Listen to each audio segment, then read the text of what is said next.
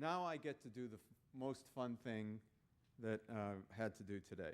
And I get to introduce my good friend and one of the most wonderful human beings that I've ever met, Beverly Wright. Beverly Wright is a sociologist and a leading scholar in environmental and economic justice and public policy. She founded and is the director of the Deep South Center for Environmental Justice. It's one of the few community university partnerships that address environmental and health inequities in the lower Mississippi River Industrial Corridor, commonly referred to as Cancer Alley. Beverly has conducted groundbreaking research in the area of environmental justice.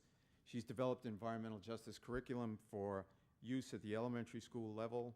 She's directed numerous grassroots community-initiated health surveys, initiatives around contaminated sites, and she served on the National Environmental Justice Advisory Council, chaired the second National People of Color Leadership Summit, and co-chairs the Environmental Justice Climate Change Initiative. When the history is written about the environmental justice movement, you will hear two names. It's Bullard and Wright.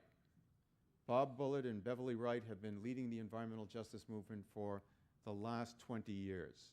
They did groundbreaking work that is really unbelievable, and she's going to be talking to us tonight about some of the challenges that we face today in dealing with these issues. You know, sustainability is not about environmental protection alone. You know, when I think about it, we don't have environmental problems per se. We have negative environmental consequences of the way we have organized our society from a political, economic, technological standpoint, and because of the cultural values that we bring. And if we don't deal with the social and health dimensions and the economic justice dimensions of the challenges that we face, there is no way that we will ever achieve a healthy, just, and sustainable society. And Beverly, I met back in the early 1990s when Second Nature was just getting off the ground. And the first group of colleges and universities we worked with was a consortium of 17 colleges and universities that served Black, Hispanic, and Native American populations. And it was and when I first got started, people said, "You're working with what group of colleges and universities? They're concerned about the environment?" Well, you know, they were damn well concerned about the environment because it was affecting their health directly and in such a way that it was so much worse for them than it was for the rest of the general population. And Beverly has been one of my heroines for a long time, and somebody that I've always had great affection for and great respect. And one of the reasons for that is because she has the greatest sense of humor that that I really respect. Here's a woman who works seriously on some of the most challenging issues you can ever imagine, and yet she has time to laugh at herself, she has time to laugh at others, and she has time to be able to see the humor in the tragedy that life brings us. She's a wonderful mother. She's a terrific person. And let me just say to you that a lot of people, after the Katrina incident, they wanted to move away, to move to another place. But Beverly said, "No, this is my home. This is my place for generations. This is where my roots are. This is where my family is. I'm going to stay and fight." And this is a source, I think, for all of us of persistence and passion and dedication to making the world a better place for everybody. And from her, we take an incredible lesson. So I give you my wonderful friend, this beautiful woman, Beverly Wright.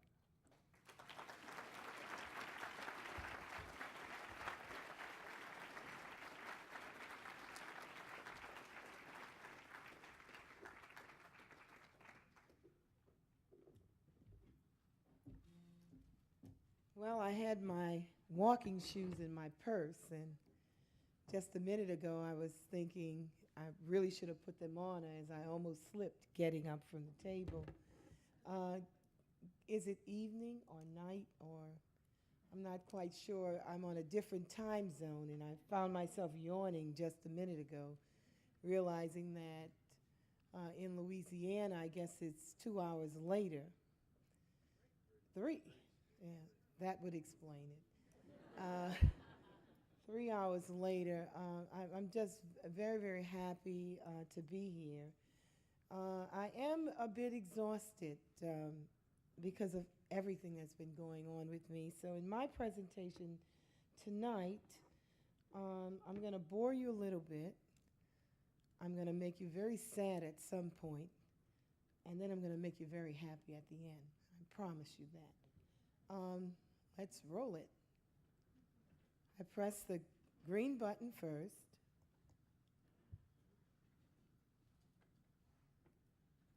Okay, is it on? Okay, I see. All right, I'm not very technologically advanced, but I like it, you know? I don't know how it works, but I just really like it. I'm amazed by this. I decided that I would start this presentation off a little differently from what I normally do, and I've been doing a lot of this.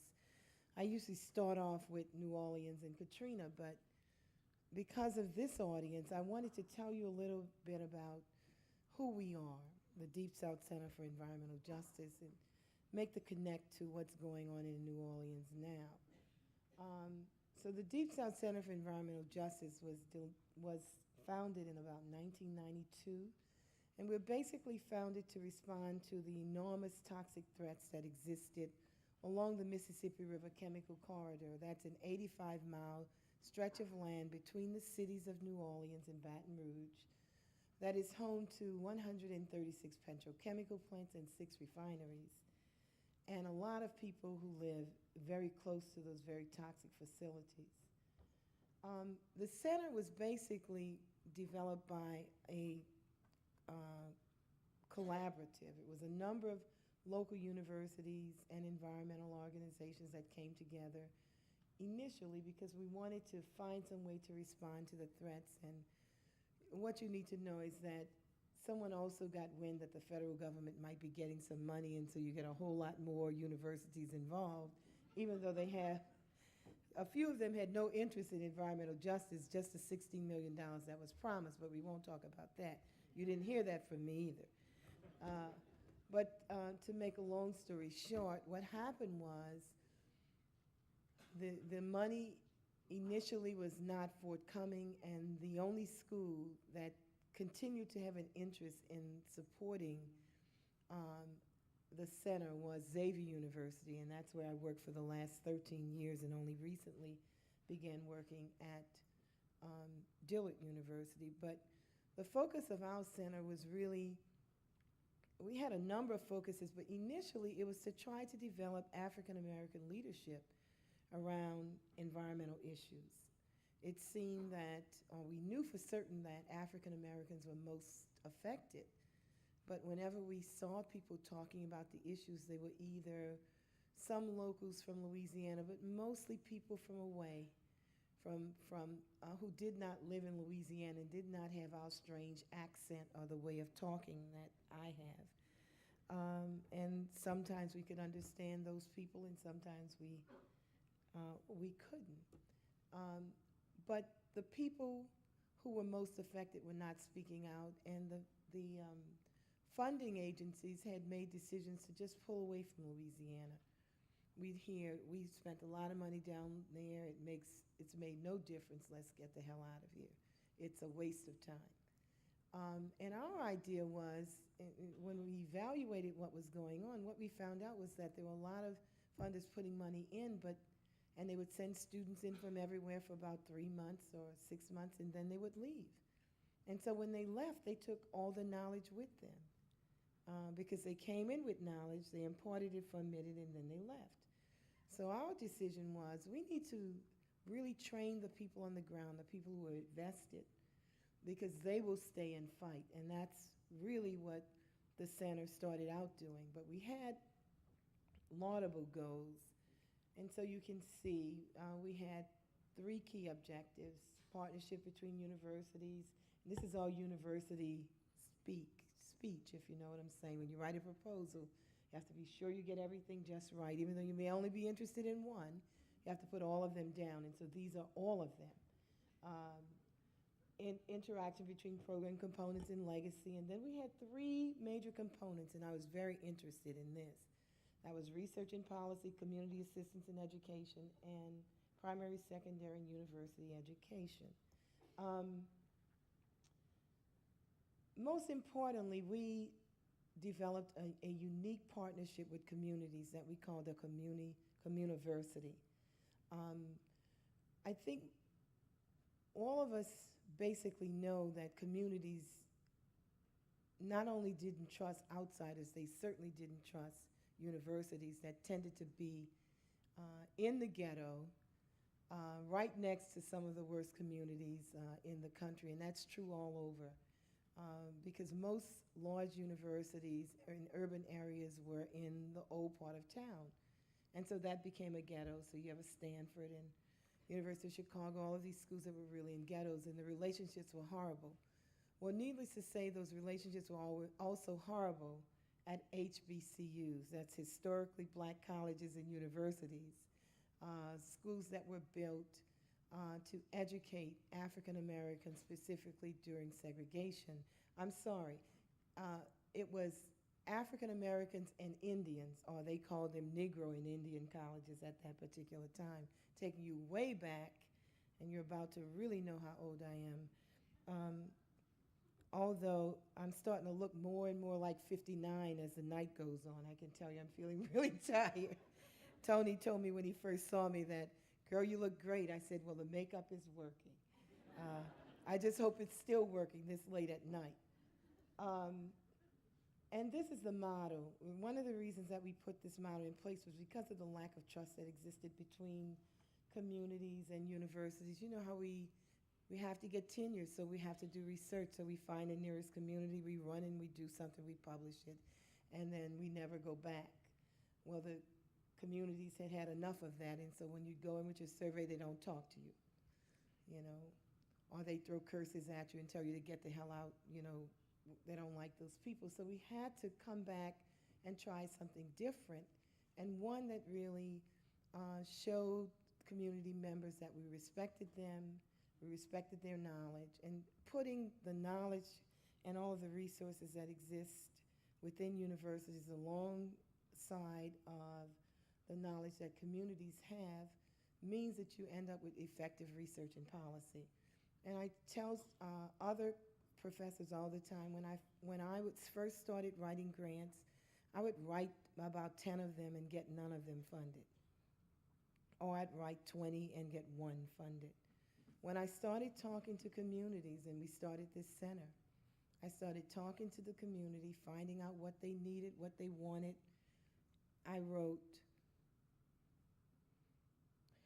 50 grants or 30 grants, and I got 16 funded in 1 year. I was startled.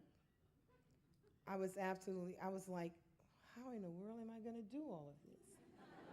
You know, I just wanted 1, you know, that's all I really wanted. I thought I had to do all of this to get it, but it just, I was sold then, you know.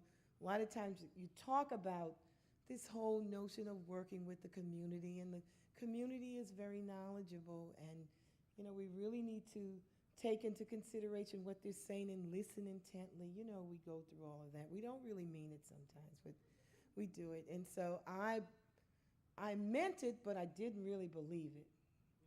And when I got those 16 grants funded based upon what they told me were their needs, I was convinced. And the Deep South Center for Environmental Justice has been funded at a level high enough to employ 7 to 8 people now for the last 14 years. And that is because I have not stopped listening to the community. Now, I'm not going to say that I don't always have some brilliant ideas, right? I'm a college professor. Of course I had some brilliant ideas. But they got better when I began to listen to community people. And the trust factor is very important. And so with all of our communities, we develop memorandums of understanding. A lot of times the trust isn't there because we don't tell communities that we can't make anything happen overnight. You know, we're not going to, that plant is not going to shut down tomorrow just because I'm here working with you. It might take, for example, as it did with Norco, 15 years. Or it might take, as it did with Shintech in Convent, 3 years. Or it might not happen in my lifetime, which is more what happens with most of the groups that I've been working with. We just work and work. We make some little gains. We lose some depending upon what administration comes in. I won't call any names. And then we might make a few more gains. But the thing is, you have to be really honest with communities and put it in writing and get their signatures. You know, discuss this, everything, every detail with them. This is what I can do for you. This is what we will work on for the next year. And do you agree with this? And let's sign it. And that's an example of one of our memorandums of understanding. And we established an extensive network of collaboratives. There is nothing that we can do alone, not with the problems being as enormous as what they are. I don't care how bright you think you are. You need everybody. We even need lawyers, and I say that even. You know, we fight lawyers a lot, but I really don't like lawyers much, except for my lawyer. I like my own lawyer. I don't like anybody else's lawyer. And so we work a lot with legal groups, nonprofits, and so on, you name it, environmental groups, local environmental groups, national environmental groups. We work with anybody that will work with us that can help us. So just what do we do? And I'm going to do this quickly because I need to get to the other stuff that's going to make you sad. We do research. And I always like to show this one because this was our biggest project. We did GIS mapping of the Mississippi River Chemical Corridor. It was the first GIS map created with funds from EPA. And so now EPA has mapped the whole country, but at the time it was just Louisiana and then Mississippi.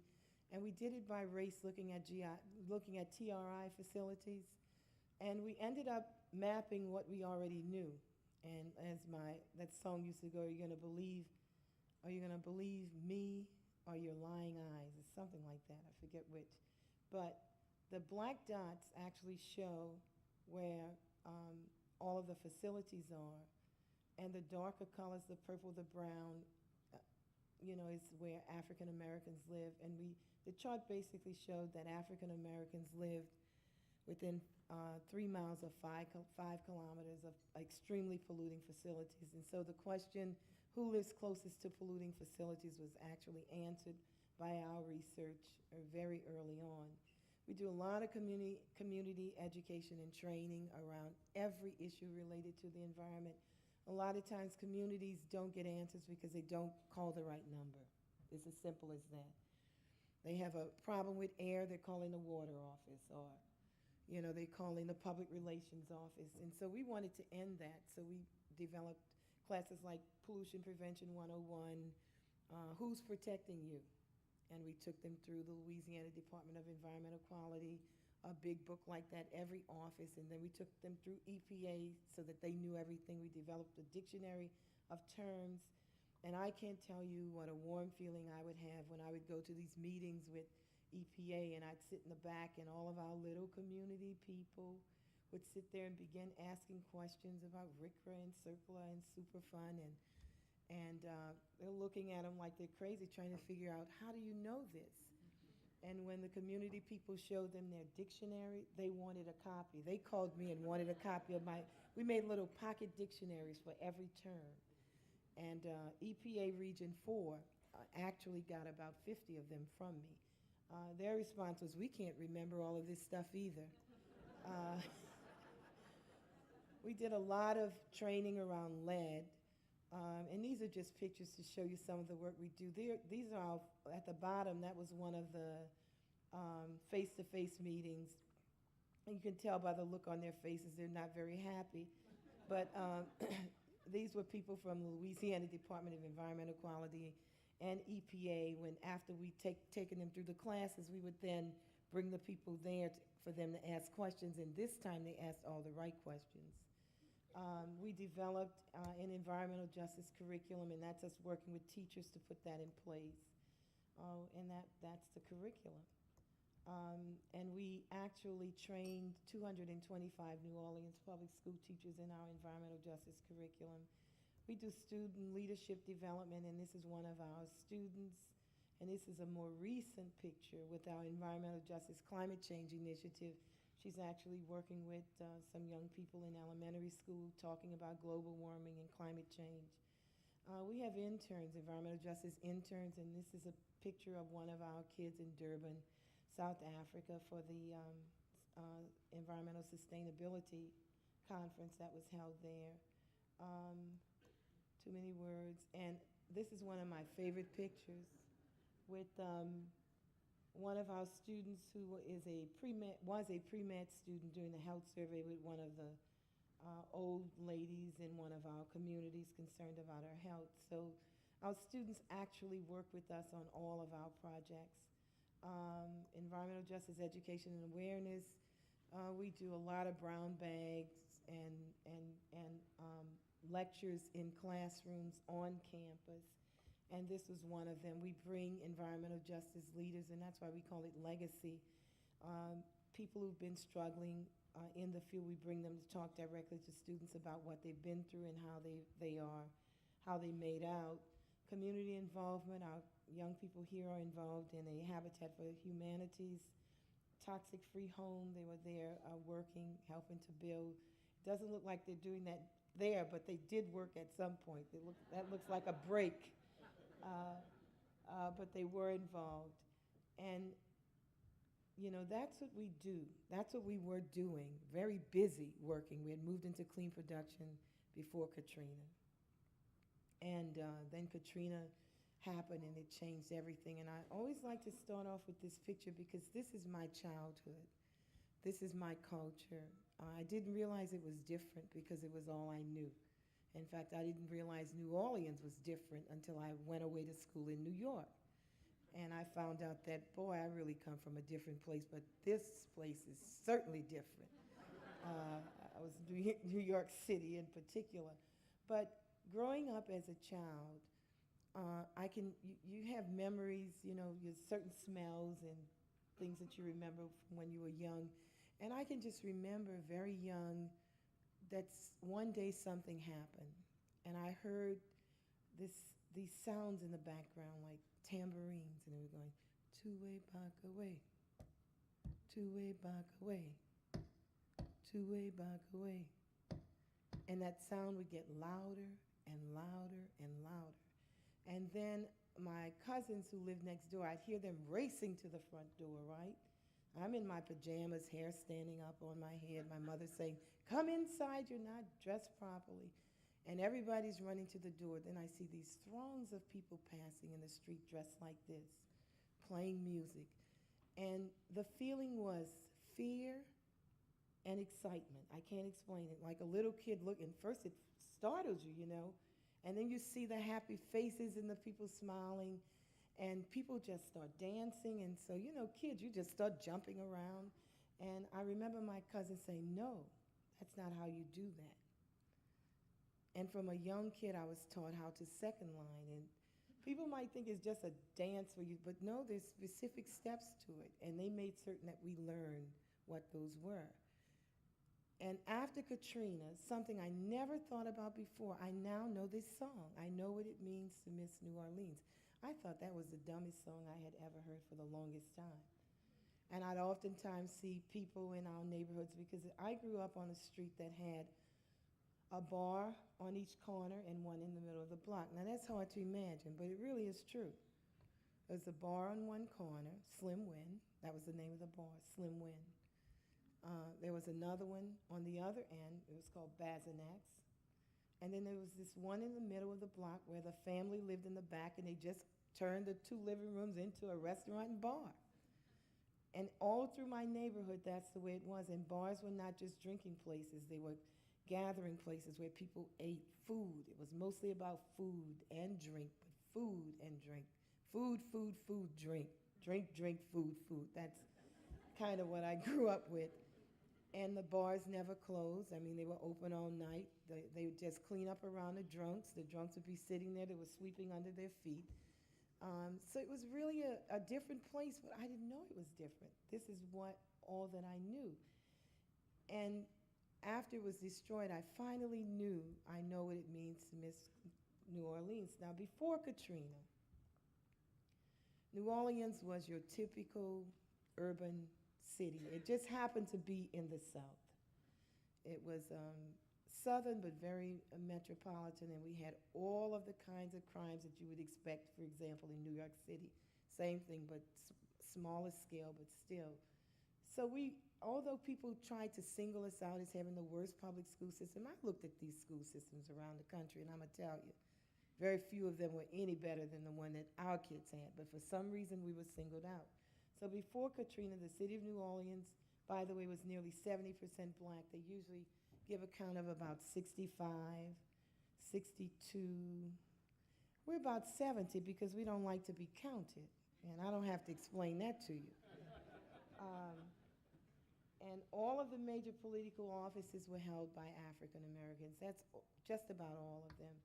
That's police, chief, mayor, the ones that are supposed to be important and are supposed to make your life better if you're a minority and you get into political office, but when they get in, things seem to get worse. That's what we had. We had a sizable black middle class and an even larger lower middle and working class, contrary to what people said about our city. The majority of our citizens were hardworking citizens. They worked in the hotels and the hospitals, and they had 2 jobs, and they caught public transportation, and they made themselves satisfied with little. And I think the worst thing about us is that we managed to survive off of so little. And to some extent, because we were so efficient at it, nothing ever changed. Before Katrina, we had an extremely high poverty rate. Well, you got a city that's 70% black. It's going to be extremely poor. You expect an extremely high poverty rate. I'm a sociologist. That is still the case. We had a 35% poverty rate, with 80% of those in poverty being African American. Well, the city was 70% black. We had low-paying jobs supported by tourism. The hotel industry actually grossed larger profits in New Orleans than in other comparable cities. That's because the wages were so low. And you can buy such cheap food in New Orleans, for example. But when you're able to get all these wonderful things for a very low price, somebody's paying for it, and it was the workers. We had enormous healthcare problems, inadequate healthcare delivery, looming health disparities among African Americans, and insufficient state and local funding for health care. We had environmental contamination. We've talked about Cancer Alley, including Superfund sites, brownfield sites, and other toxic facilities in close proximity to communities and schools. Before Katrina, gentrification was taking place at an unbelievable rate of historically black neighborhoods and housing projects replaced by high-cost condominiums and single-family homes. Hope 6 was really at work, and we call it Hopeless 6 where I am, because it wasn't the hope for poor people at all. The administration changed, and so did the aims of Hope 6. I also believe that before Katrina, the city of New Orleans was experiencing racial polarization at a rate that I had never seen it before. The city was completely polarized. There were so many issues that, we were fighting, and we were fighting it based on race. Residency requirements for police officers, Middle-class black people wanted the residency requirement. The white people didn't want it. For them, it didn't matter who the police officer was. For us, it made a big difference who that police officer was. And we couldn't get on the same page with that. Chartered schools Upper income and middle class white people loved chartered schools because they could carve out their own little private school system just for their kids and forget about poor black children. Middle class black people were not interested in those schools, especially when they took from poor children. And we recognize that until most of us are doing better, none of us will do good.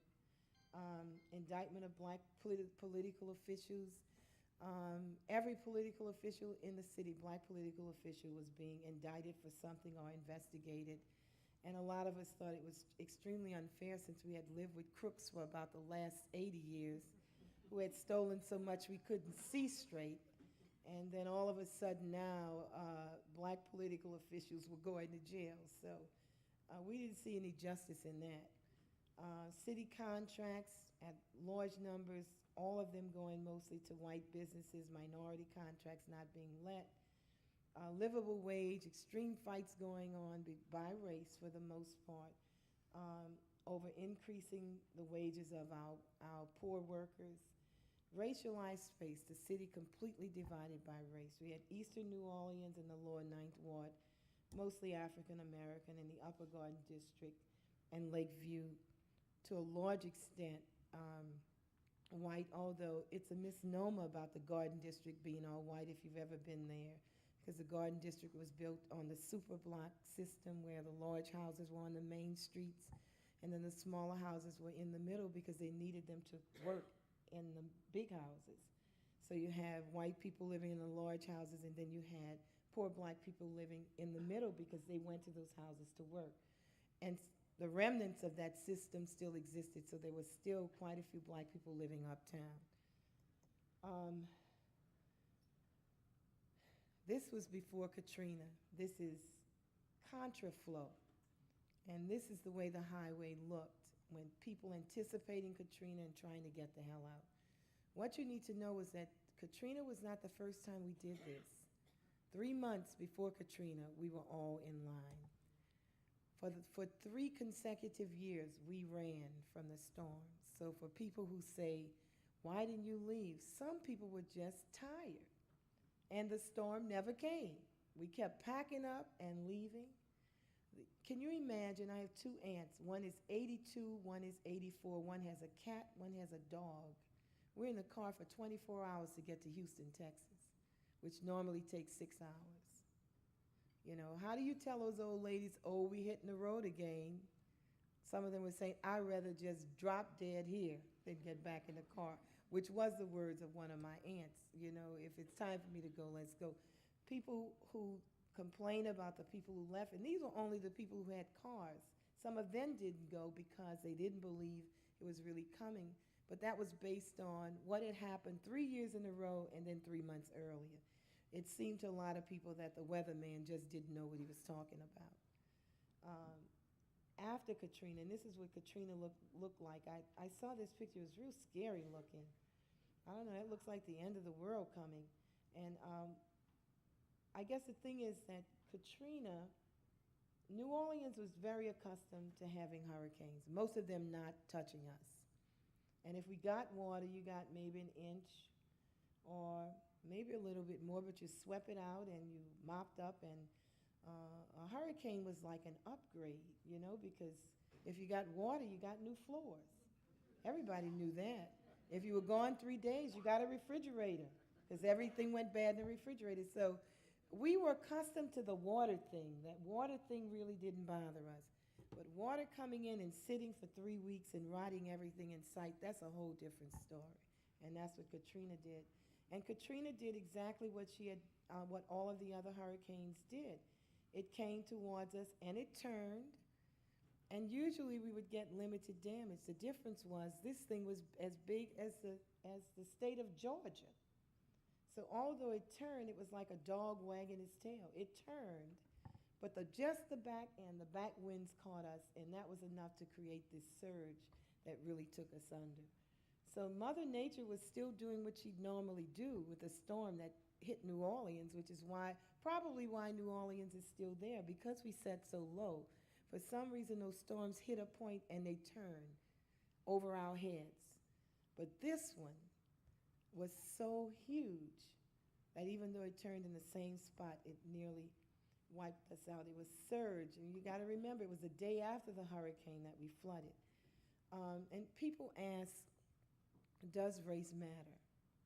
And so I just like to show pictures when people ask me that. I always find it strange that in America, and I live in the deep South, somebody would ask me if race matters. It's just something really weird about that question for somebody who's lived, through segregation, through the fight for civil rights, that somebody would ask me that question.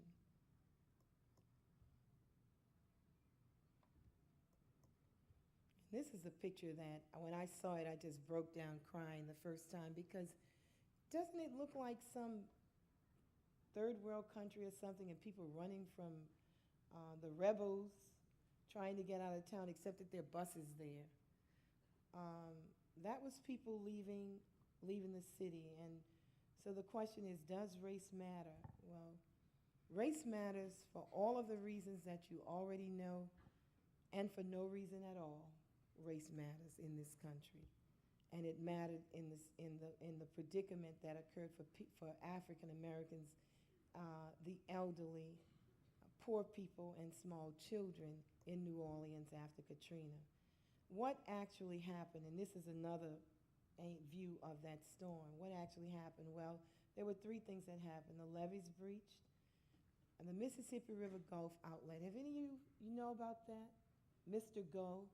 The Mississippi River Gulf outlet is really a shortcut for very large ships through the Gulf of Mexico to the Mississippi River, to the port of New Orleans. So we had fought the development of this shortcut for these humongous ships for at least 10 years.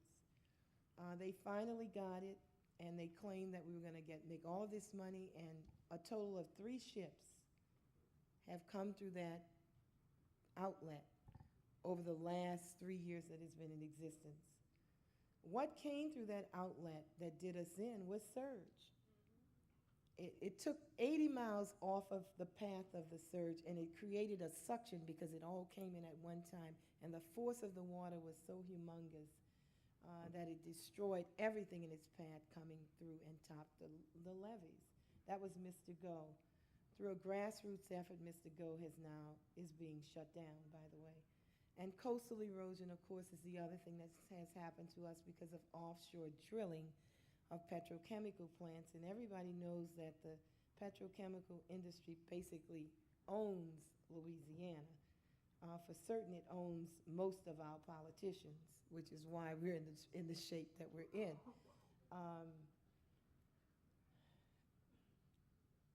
I'm trying not to talk about coastal erosion because we'll be here too long, but I do want to say one thing. The federal government gets $7.5 billion in taxes from offshore drilling in the country. $5 billion of it comes from Louisiana. Louisiana gets none of that money back in terms of taxes, none. And it is, in fact, the shores of Louisiana that's suffering, and the people of Louisiana who are suffering. Louisiana has as much oil as Texas and more natural gas, yet we are one of the poorest states in the Union. And we are fighting right now to get some of our tax dollars back, specifically earmarked for coastal erosion. And guess what? For the first time, the petrochemical industry is siding with us. You know why? Their pipelines are being exposed. They're in danger of losing their profits because of the erosion that they cause. So now they want to, we're all for the barrier reefs, And so I said, well, whatever works, if this works, fine, let's go with it.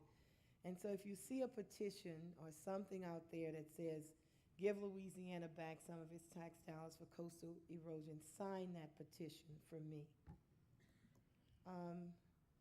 And I like to show this picture. I usually show it with other dams, levees, but instead my presentations get too long. I just like to show this. This is our levee in Louisiana. This is the way the levee looks. And I swear, I think I could push that thing over. Don't you? Just take your foot and knock it over. This is how we protect our coast in Louisiana. Another thing that's really ironic is that when I was a child, I can remember whenever a storm was coming, because my dad was a real hustler. He had a day job, a night job, and a weekend job. So he worked a lot, and I believe he died at 64 years old. I think really just worked himself to death. But his aim was to make certain that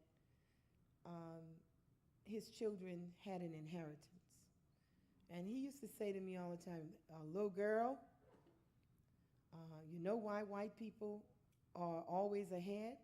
And I'd say, no, Dad, why? Because you know the story. You know it's coming, right? He said it's because they don't have to start from scratch.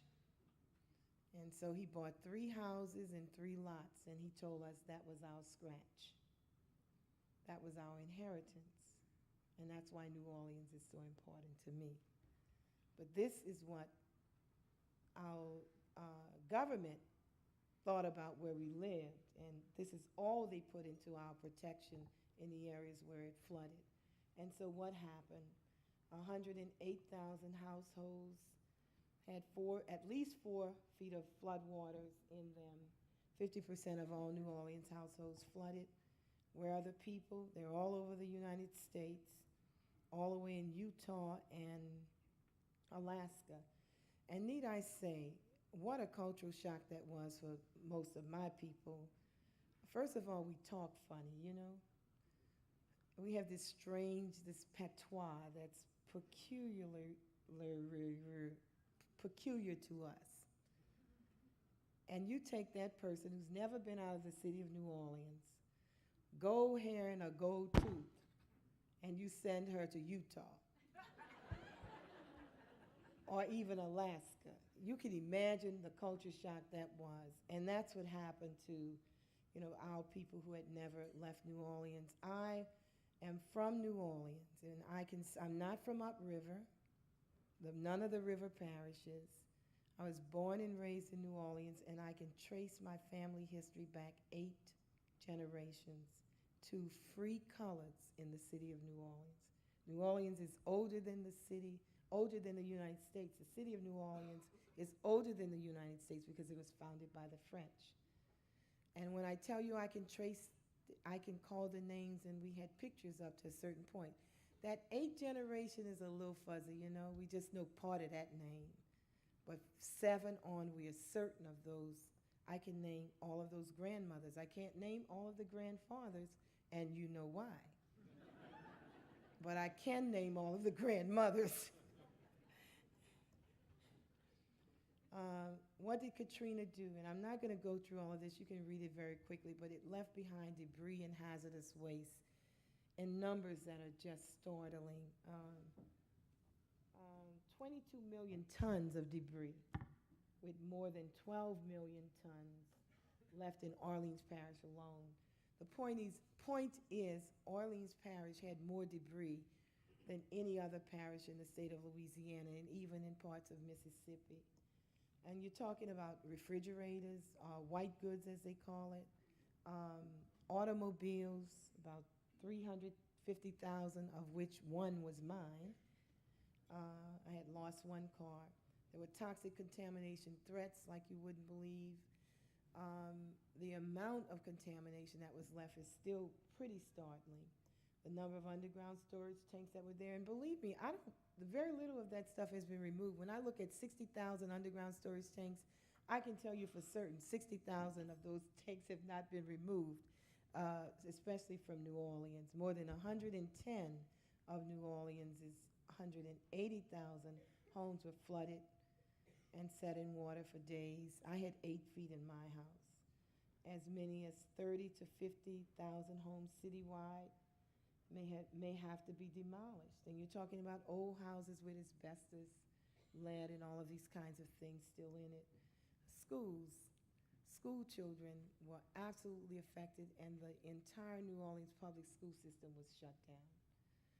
And what that means for African Americans in a city that's 70% black, school system 98% African American. Most of the teachers were African American. The school system was a big employer for the middle class. 3,000 school teachers were laid off. All of my friends, doctors, lawyers, teachers, all kinds of professionals, since Katrina, they are unemployed. And I can't explain to you what that means for people who have worked all of their lives and you find yourself with your home destroyed and no job and nobody trying to find a way to get you back home so that you can go back to work and restore your homes. Katrina changed everything. That was August 29, 2005. I paid my last house note on August 10th, 2005. So it has an even stronger meaning for me. My last daughter graduated from college and my house was paid, and I was saying, good Lord, how many pairs of shoes can I buy with all of this money that I'm going to have left? And then Katrina showed me I could only buy as much as FEMA, the $2,000 FEMA gave me, and that had to be divided between underwear and everything else. So that dream was sort of dashed, although I'm making up for it very quickly. The lower Ninth Ward is an area that you hear about all the time. We call this, so I show these pictures so people can see the barge that broke the levee's back. This is why the lower Ninth Ward was damaged to the extent that it was. This is a barge that came, it's on the opposite side of the levee, and it was so huge they had to cut it up to remove it. But when it hit, and there you can see it there sitting on the in the middle of the street, and that's the levee that they're rebuilding now, and part of it was up. But this is what happened to the street that was right next to where all that water came in. There were old wooden houses, mostly owned, by the way. The Ninth Ward was not the pitifully poor group of black people that they were described as being. They were homeowners, politically active. These houses have been in their families sometimes 60, 70 years, and most people were living in homes that were either their own or they were left by family members, grandmothers, aunts, and so on. They were completely wiped out. And this is my street. I like to personalize it. This is what my block looked like when I returned after you gutted your house and dragged all of that smelly, awful, stinky stuff out in front. This is what was left of your life, all piled up on the sidewalk. Houses boarded up, everything dead except for the big oak trees. And in this point, the pine trees also survived, but the grass was dead. So Katrina left behind debris and hazardous waste, toxic contamination, and health threats. Homes were destroyed, schools were closed, and then we come to the building plan. So everything's gone, what do? We get a building plan, and this is basically the first building plan that was given to us, which I call the big land grab. And what you see, you see the block, the yellow block with the two green circles in it, the two green circles with the red design. That first green circle is where I live. So you can imagine what it was like when this came out. And you see a big green spot where your house was, where somebody made the decision to turn your house into green space. And my response to that was basically this. If you see a woman on the 6 o'clock news with a gun in her hand, and I don't have one yet, and her hair standing up on her head in front of her house, that will be me. Nobody is turning my house into a green space without my permission, without any discussion, without showing me the science, just making an arbitrary decision without community involvement to put together a plan that will affect the rest of my life. What's interesting about this is that where those two circles are represents New Orleans East. That is an area of the city that's about 90% African American homeowners, middle, upper middle, and even wealthy homes, wealthy homeowners. 7 exclusive communities around man-made lakes. The highest income in the whole city of New Orleans in that area. 40 to 60% of the tax base, if you include the lower Ninth Ward and New Orleans East, you're looking at 60% of the city's tax base. Who in their right mind, if you were a politician, would try to wipe out your whole tax base? Who would do that? That's what this map did, and that's what we fought against. I saw plans. Households had at least 4 feet of floodwaters in them. 50% of all New Orleans households flooded. Where are the people? They're all over the United States, all the way in Utah and Alaska. And need I say, what a cultural shock that was for most of my people. First of all, we talk funny, you know. We have this strange, this patois that's peculiar to us. And you take that person who's never been out of the city of New Orleans, gold hair and a gold tooth, and you send her to Utah or even Alaska. You can imagine the culture shock that was. And that's what happened to, you know, our people who had never left New Orleans. I am from New Orleans, and I'm not from upriver, none of the river parishes. I was born and raised in New Orleans, and I can trace my family history back 8 generations to free coloreds in the city of New Orleans. New Orleans is older than the city, older than the United States. The city of New Orleans is older than the United States because it was founded by the French. And when I tell you I can call the names, and we had pictures up to a certain point. That 8 generation is a little fuzzy, you know. We just know part of that name. But 7 on, we are certain of those. I can name all of those grandmothers. I can't name all of the grandfathers, and you know why. But I can name all of the grandmothers. What did Katrina do? And I'm not going to go through all of this. You can read it very quickly. But it left behind debris and hazardous waste in numbers that are just startling. 22 million tons of debris, with more than 12 million tons left in Orleans Parish alone. The point is, Orleans Parish had more debris than any other parish in the state of Louisiana, and even in parts of Mississippi. And you're talking about refrigerators, white goods as they call it, automobiles, about 350,000, of which one was mine. I had lost 1 car. There were toxic contamination threats like you wouldn't believe. The amount of contamination that was left is still pretty startling. The number of underground storage tanks that were there, and believe me, very little of that stuff has been removed. When I look at 60,000 underground storage tanks, I can tell you for certain 60,000 of those tanks have not been removed, especially from New Orleans. More than 110 of New Orleans' 180,000 homes were flooded and set in water for days. I had 8 feet in my house. As many as 30 to 50,000 homes citywide may have to be demolished. And you're talking about old houses with asbestos, lead, and all of these kinds of things still in it. School children were absolutely affected, and the entire New Orleans public school system was shut down. And what that means for African Americans in a city that's 70% black, school system 98% African American. Most of the teachers were African American. The school system was a big employer for the middle class. 3,000 school teachers were laid off. All of my friends, doctors, lawyers, teachers, all kinds of professionals, since Katrina, they are unemployed.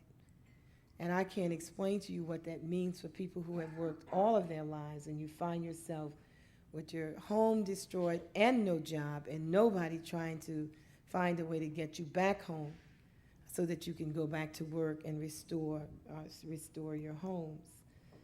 Katrina changed everything. That was August 29, 2005. I paid my last house note on August 10th, 2005. So it has an even stronger meaning for me.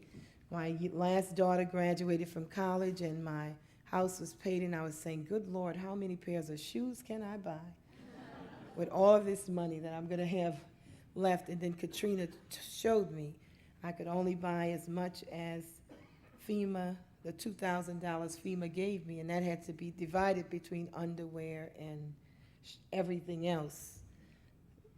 So that dream was sort of dashed, although I'm making up for it very quickly. The lower Ninth Ward is an area that you hear about all the time. We call this, so I show these pictures so people can see the barge that broke the levee's back. This is why the lower Ninth Ward was damaged to the extent that it was. This is a barge that came, it's on the opposite side of the levee, and it was so huge they had to cut it up to remove it. But when it hit, and there you can see it there sitting on in the middle of the street, and that's the levee that they're rebuilding now, and part of it was up. But this is what happened to the street that was right next to where all that water came in. There were old wooden houses, mostly owned, by the way. The Ninth Ward was not the pitifully poor group of black people that they were described as being. They were homeowners, politically active. These houses have been in their families sometimes 60, 70 years, and most people were living in homes that were either their own or they were left by family members, grandmothers, aunts, and so on. They were completely wiped out. And this is my street. I like to personalize it. This is what my block looked like when I returned after you gutted your house and dragged all of that smelly, awful, stinky stuff out in front. This is what was left of your life, all piled up on the sidewalk. Houses boarded up, everything dead except for the big oak trees. And in this point, the pine trees also survived, but the grass was dead. So Katrina left behind debris and hazardous waste, toxic contamination, and health threats. Homes were destroyed, schools were closed, and then we come to the building plan. So everything's gone, what do? We get a building plan, and this is basically the first building plan that was given to us, which I call the big land grab. And what you see, you see the block, the yellow block with the two green circles in it, the two green circles with the red design.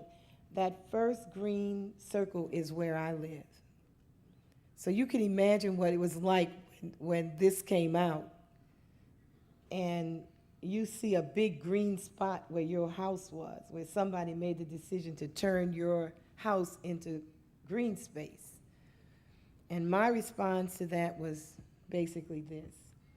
If you see a woman on the 6 o'clock news with a gun in her hand, and I don't have one yet, and her hair standing up on her head in front of her house, that will be me.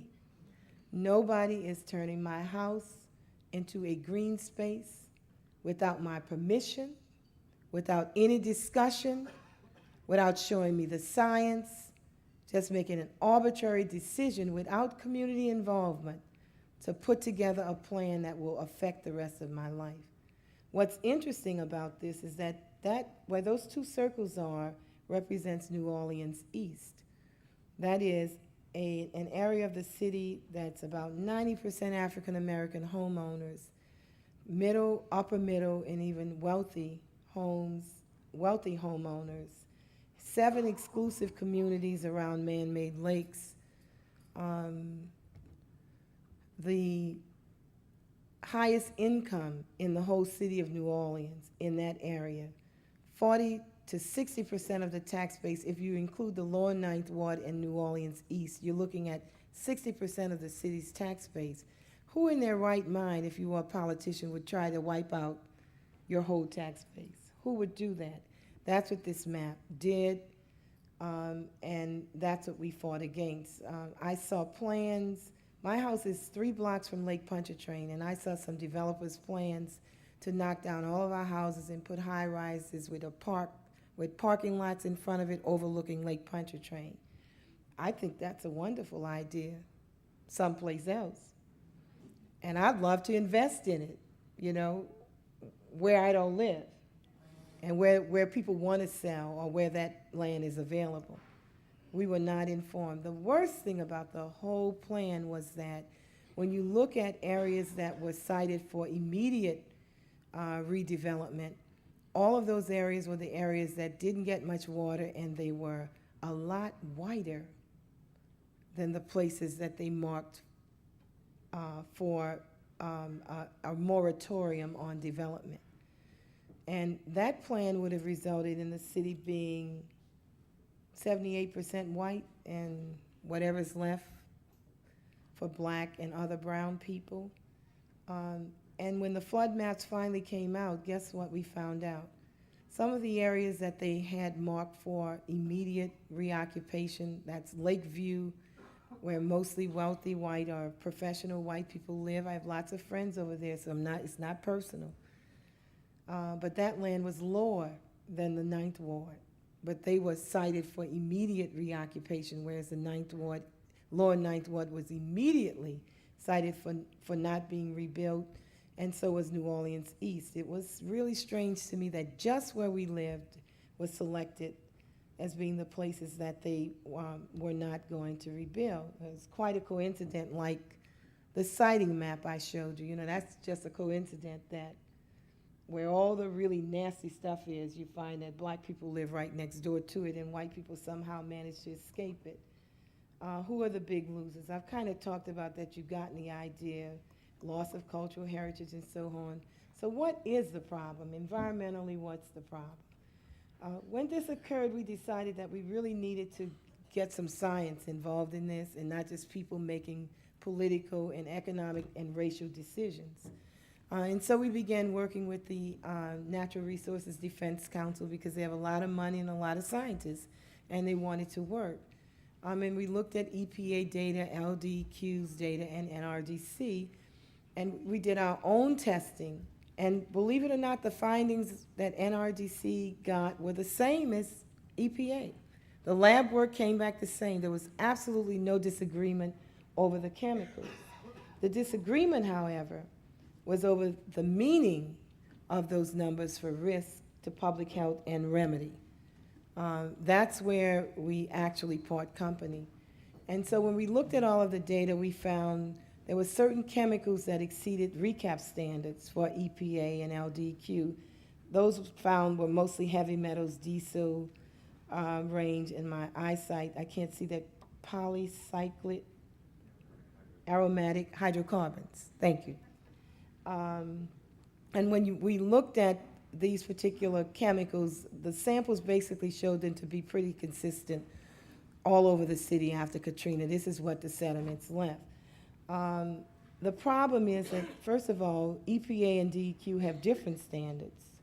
And in looking at what the responsibility of EPA and DEQ were, what we found was that they had a responsibility that when risk numbers surpassed what they considered their acceptable levels, they were supposed to do a few things like further study or clean up or something. And what we found was that although the numbers were higher, that's where it ended. They did nothing. They didn't say they were higher. They didn't say we're going. They would say from time to time, this will require further study. They never came up with a remedy. They just did nothing. They just put the numbers out there. And then, of course, later on, we got the news, the great news from EPA. New Orleans has a clean bill of health, and we are still trying to figure out where all of this stuff went. But we got the clean bill of health. And so when we looked at, NRDC did this analysis for me. When we looked at the chemicals that were most common after the storm and compared them, what we found, for instance, and I'll just do the first one with arsenic, we looked at the recap standards, or when it's considered a risk for a community and you need to do something. You need to further study it or clean it up. 30% of the sediments for arsenic were above those levels. When we looked at that benzene, opyrene, I can't see it really well, and I'm not a chemist, I'm a sociologist, but I can read. Oh, excuse me, I know the problem. I can see everything now. Okay, I was wondering why I couldn't see. 43% of the samples exceeded the levels and should have acceptable levels and should have triggered something. 59% of the samples in diesel, And lead was the only one that was at about 5% of the samples. So you're getting samples like this, and you do nothing. This was a home, because they just did certain houses in a certain area of land. And so one of the houses picked as part of the sample was 8130 Aberdeen Road. I live at 8131 Aberdeen Road. So this was across the street from me. So I pulled this sample, and I had NRDC to also do the sampling to see what the numbers were. And what we basically got was, okay. For instance, if you just look at arsenic, the level for 8130 was 29 milligrams per kiloliter. The screening level for EPA was 0.39. For LDQ, it was 12. So it was approximately 74 times greater than EPA Region 6 standards. That's in the house across the street from me. That sounds like my phone.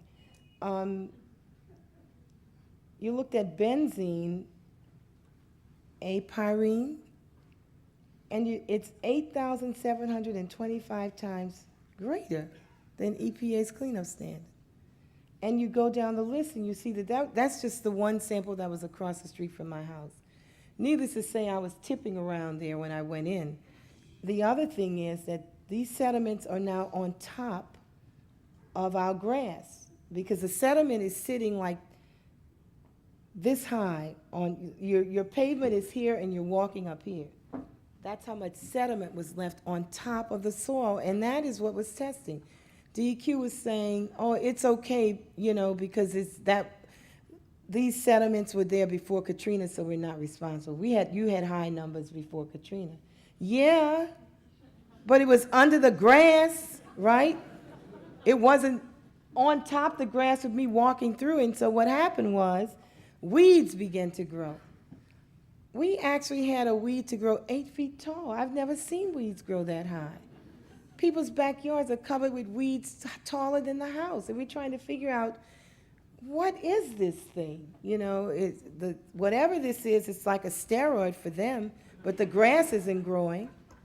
And so what do? When you have the data, the government has the data, but they make the decision not to protect you.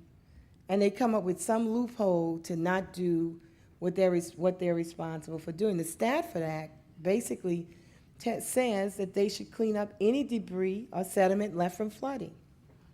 And so they have the ability and the money to clean up the city, but they won't do it. And so at home, I'm kind of known as a can-do kid.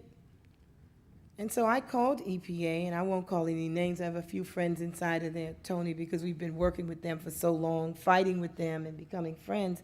And I asked this friend of mine, I said, so what would you do? He said, I would remove 6 inches of soil. I would replace it with clean soil and sod. Then I'd hose down the whole thing. I just hosed down all the sediments on your house, because we all had a line, and it was rusty looking all the way down. He said, I'd hose all of that out. He said, then I could go back with my kids. I said, okay, thank you. So I went back to my consortium, this consortium that I work with of union members, United Steelworkers, laborers, carpenters, and so on. We've been doing training in hazmat for 13 years. We've trained young people from the city how to do this. And nobody can do it better than the unions, and for a decent wage and safely, I should add that. And so I talked to them about this project. They kept asking me, what can we do? What can we do? And I just kept saying, if you can help our partners in New Orleans, do so. So I think it was after about 3 glasses of wine with Paul Renner, who works with the steelworkers, he said, what can I do? I said, can you dig up 6 inches of soil, put new sod, plant grass, and wash my house down? Yeah, we can do that. Can you do it for a whole block as a demonstration project? Can we come together on that? He had 4 glasses. He said, yeah, we can do that. And so the project began, a planning process where we came together with the steel workers and volunteers, volunteer organizations, Common Ground. If you know anything about New Orleans, you've probably heard about Common Ground, a volunteer organization, another one called Moving Forward. All the colleges and universities that had these programs in place where young people would come from across the country and do volunteer work. We put that together in over 3 weekends and started this project. We kicked it off with a press conference. We also had inmates, young men who were incarcerated, who came out to help us, and that's the sheriff standing in the back with the blue shirt on. He brought them out, steel workers. The big guy in the back used to play for the Saints. He's now a landscape architect. He was over our project to make certain we got the right kind of grass and the right kind of soil, so we didn't lose our money. The big guy at the bottom on the right it represents Dillard University. The guys in the white suits are all volunteers from the steel workers who helped us. We had more than 180 volunteers, students from across the country that came. And if they worked with us, they had to go through the hazmat training. A lot of young people were going to New Orleans to work and they were coming back home sick. And it was because they were not properly trained in the right proper gear to protect themselves while they were working. And so they had a actual class, and then you see at the top they're suiting up. Everybody had to suit up, and the work began. And this is just some pictures to show you picking up the debris. Initially, FEMA and EPA were on all of the calls, and they promised to pick up the dirt once we removed it, and they did for about 2 days. And that's the way the process kind of looked when we were beginning the work. That's my house in the background. That's the way it looked when the dirt was gone and they had put new dirt. And I call us the Safeway Back Home gang. Those are the steel workers. And that lady in the orange, she could work better than any man. She was a steel worker. She could drive bobcats. She could push wheelbarrows. She was one of the best workers, and they sent her to every project. Her name was Kathy, or is Kathy. And so we did what we said we were going to do. We removed 6 inches of topsoil. And Motiva, a company that we have fought with so hard for so many years, actually sent a water truck, and volunteers from that plant actually hosed down our street. Because remember, the city's water, the pressure was so low, we couldn't get enough water to wash anything down, so we needed a big water truck. The facilities, petrochemical facilities, really were helpful, but it was because of the workers and the unions. And this is the way it looked when the grass showed up, and I love this bottom picture because you notice the woman is pushing the wheelbarrow, and the guy is marching in the front. You know, when we took the picture, I didn't realize that. Then I was showing you when I said, she's pushing the wheelbarrow. And so, I mean, we had men and women, and they worked really like Trojans. And my attitude about college students sort of changed overnight. You know, I'm from the 60s. We marched and were always working on some project. And, you know, my impression of the college students in the last 10 years is that it was just about making money, and they didn't have time for the foolishness we were involved in. We were radical and crazy. But once these kids came and they were really concerned, and so many of them worked so hard, I had to change that attitude. And the Red Cross was here. You know, for everybody with all the bad things, all the bad press the Red Cross got, and sometimes deservingly so, they were there for our project with water and everything, and you can see people still working. And so we're coming home. We're coming home safely, clean and green. That top is what my house looked like with all the dead stuff initially. That after picture is early on when they first laid the sod. These are my neighbors from across the street, the 8130 address. They're 80 years old, and they weren't coming home because of the contamination. They're now coming home. This is what the block looked right after we finished the project, and it had been washed down. We ended up having a block party, and there's our sign, A Safeway Back Home. All of our neighbors have this sign up on their yard. That was the party. You can see there we were eating. We had barbecue and everything. And this is a picture of my neighbors, and on each side of me, and we didn't color coordinate this just happened. The two ladies on each side of me are our city council representatives. And you know, when you do something, when you have a success, the politicians will show up. You can't get them until then. So they were there for the picture, posing with us. And I like to show this picture because this is around the corner from my house. We call this the tipping point. This lady who lives here calls me the environmental lady. And so when we first started our project, she listened to everything. She said, so what should I do? I told her what she should do. Her husband got a bobcat. He dug up his own yard. He planted his own grass. And this house is around the corner. And we have 52 people so far who have signed up to go through our class where we're going to show them how to organize volunteers. We're going to give them a small grant, and we're always looking for money, to help continue this process. We're not waiting on the federal government. Black people have known for a long time that waiting on the feds could be hazardous to your health. And now white people know it too, since Katrina. And so we're moving forward with our project. People are calling from all over. We have a system for identifying your neighbors, for getting them organized. We got a lot of legal papers to sign before you do this. We have the paperwork for that. We have the volunteer organizations ready to come in on weekends. And we cleaned up that block in, it was three weekends and not consecutive. And this may be the latest picture of my house with the new grass and everything. Although Francisco and Jose, who are painting my house, have done some different things inside. But this is the outside of my house now, new roof, everything. It's looking better. And this is the corner house, so you get a view. And I like to show this picture because these neighbors were not coming back. And after the program, they decided they were, and that's the contractor working on their house now. They have decided to come back. So my neighbors are coming back. I should be back home by January. Neighbors on each side of me will be back home before then. 90% of the people in my block are returning. People around the city, contrary to what you hear, are working on their homes, and they're trying to come home. And we want them to come home safely. And that ends my presentation. It's been a long night, and you've been a gracious audience. Thank you very much.